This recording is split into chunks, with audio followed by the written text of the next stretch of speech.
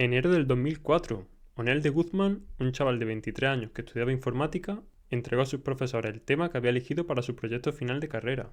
Él decía que Internet se había vuelto demasiado complejo de utilizar para el usuario promedio, y quería demostrarlo haciendo un programa que pudiera robar las cuentas y contraseñas que los usuarios utilizaban en Internet, y que dejaría inutilizables los archivos que tuviera en el ordenador.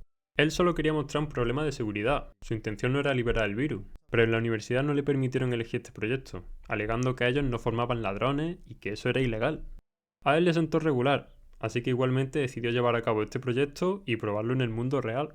Utilizó código de otros virus que había en circulación, también añadió parte del código y 4 meses después tenía su virus listo. El funcionamiento era el siguiente. Primero te llegaba un correo de uno de tus contactos. El asunto era I love you. En el contenido ponía, por favor, revisa esta carta de amor que te he enviado. Y venía junto este archivo, que se llamaba Carta de amor para ti, y que parecía ser de un admirador secreto. El archivo se llamaba carta de amor para ti.txt.vbs. Si a día de hoy nos llegara un archivo así, nos daremos cuenta de que es alguien con malas intenciones, que nos intenta hacer creer que es un archivo de texto cuando en realidad no lo es. Pero en aquel momento no era tan evidente. Cuando lanzaron Windows 95, dejaron de mostrar las extensiones para simplificar la interfaz y para evitar que los usuarios cambiaran por accidente las extensiones y luego no pudieran abrir los archivos. Esto se mantuvo en Windows 98 y en Windows 2000, por lo que cuando se lanzó el virus, lo normal era que no se viera el .vbs, solo se veía hasta el .txt. Además, el logo de un archivo Visual Basic era parecido al de un archivo de texto, por lo que mucha gente pensó que era un archivo de texto. Y esto, combinado con que normalmente la gente no tiene muchos conocimientos de informática, que el correo venía de uno de tus contactos y que parecía una declaración de un admirador secreto, pues hizo que mucha gente abriera el archivo. Y craso error, no era un archivo de texto, era un programa de Visual Basic, y al abrirlo se ejecutaban los comandos que tenía el archivo. Primero, accedía al archivo en el que se guardaban los usuarios y las contraseñas que el usuario utilizaba en Internet y otros datos como la IP y lo enviaba por correo a mailme@super.net.ph. También te cambiaba todas las imágenes, vídeos, documentos de texto y muchos otros tipos de archivos que tuviera en el ordenador por copias del virus. Los archivos que tuvieras quedaban inutilizables y al intentar abrirlos se ejecutaba el virus. Únicamente tuvo piedad con las canciones, que en lugar de borrarlas te las dejaba en oculto y te creaba una copia del virus en el mismo lugar y con el mismo nombre, pero se podían recuperar. Suerte para los músicos. También enviaba el mismo correo con el mismo asunto y el mismo virus a todos tus contactos, por lo que a todos tus amigos le iba a llegar el virus desde tu dirección de correo, lo que hace mucho más probable que confíen y que lo abran. Y para terminar, añadí una tarea al registro de Windows que hacía que cada vez que encendiera el ordenador se volviera a ejecutar el virus. Un plan maquiavélico y perfecto. El primer día infectó a 3 millones de ordenadores y una semana después ya había afectado a más de 50 millones de ordenadores en todo el mundo, lo que representaba el 10% de los ordenadores que había en aquella época. Entre los afectados había personas particulares, empresas como Ford o Microsoft y organizaciones gubernamentales como el Pentágono, la Armada estadounidense o el Parlamento británico. Y son solo algunos ejemplos. Aquí en España el virus afectó al 80% de las empresas. Para evitar perder más información, muchas empresas y organizaciones dejaron de utilizar el correo o directamente desconectaron los servidores y pasaron a comunicarse por fax. Y para frenar esta oleada de infectados, la Fuerza Aérea de los Estados Unidos implementó un programa que filtraba los correos electrónicos. Si veía algún correo que coincidiera con el virus, no lo entregaba. Y esto ayudó, pero no frenó el virus. Por ejemplo, los correos que se enviaban con el programa Outlook no los filtraba. Y además comenzaron a surgir variantes del virus, porque era muy fácil de modificar. Únicamente había que abrir el archivo con un editor de texto y modificarlo. Por ejemplo, podías cambiar los archivos que querías que se borraran. Si por ejemplo añadías que también se eliminaran los archivos .exe, cuando se ejecutara el virus, el ordenador no volvería a encender más. Se perdería todo y habría que volver a instalar el Windows. Podías modificar el correo al que se enviaban los correos y las contraseñas para poner el tuyo y que te enviaran a ti.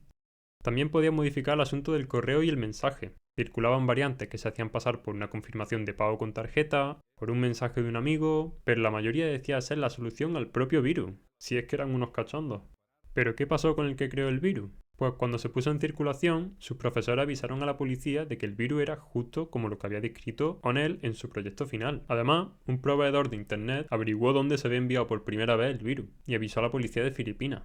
La policía entró en la casa en la que vivían Onel de Guzmán, su hermana y el novio de su hermana, y los detuvieron a los tres. Se llevaron los libros de informática y los ordenadores, y los investigaron a los tres. Pero cuando vieron que el virus se había enviado desde el correo de O'Neill, dejaron de investigar a su hermana y al novio de su hermana. Primero pensaron que el virus lo había desarrollado un grupo llamado Grammarsoft, que era un grupo de estudiantes de la universidad en la que estudiaba O'Neill, grupo al que él pertenecía, pero no encontraron pruebas de que participara nadie de este grupo. En la puerta de la casa de O'Neill había periodistas todo el tiempo, y cuando le preguntaron que si él había liberado el virus, dijo que tal vez.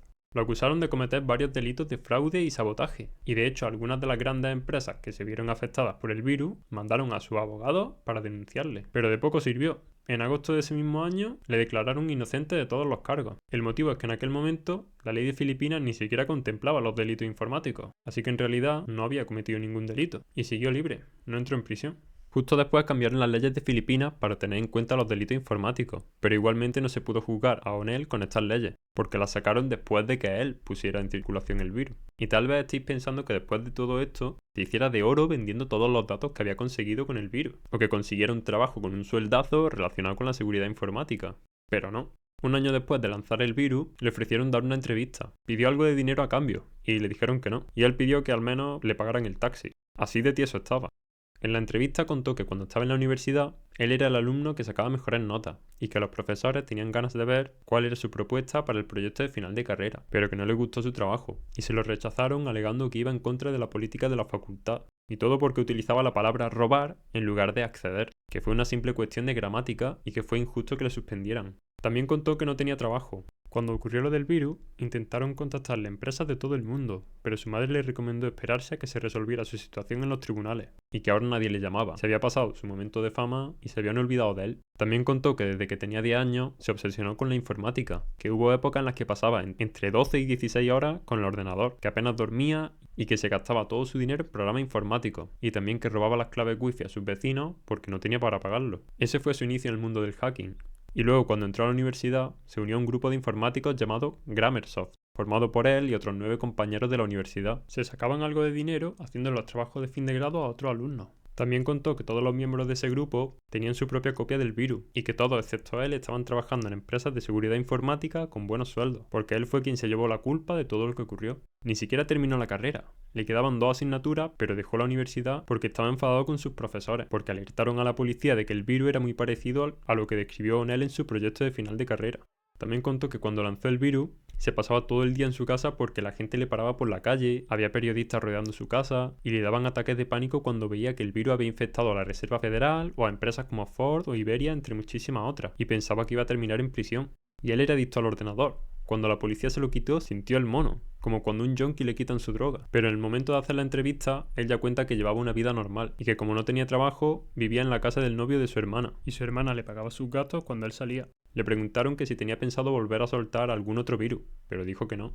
Contó que estudiaba los virus que iban surgiendo y que él sabría crear virus similares. También que sabría cómo acceder a cuentas de banco, hackear cajeros o incluso obtener datos de tarjetas de crédito, pero que no utilizaría esa información para el mal, sobre todo si encontraba trabajo. ¿Y qué ha sido de él en la actualidad? Pues durante años no se supo nada de él. En los foros, unos decían que él trabajaba en una empresa de ciberseguridad en Reino Unido, otros que trabajaba para Microsoft, o que en realidad trabajaba reparando móviles en un mercadillo de Manila, la ciudad en la que nació.